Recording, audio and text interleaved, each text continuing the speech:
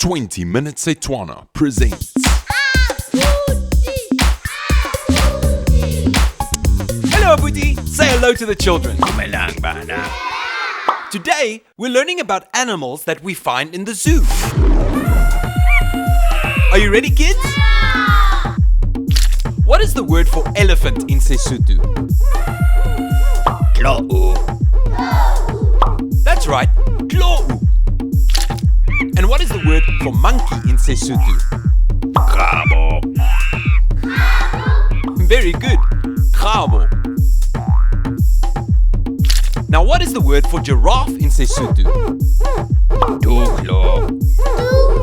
That's right, tuklo. And the word for lion in Sesotho? Dou. Very good, dau. Now, what is the word for snake in Sesotho? Noha. That's right, it's noha.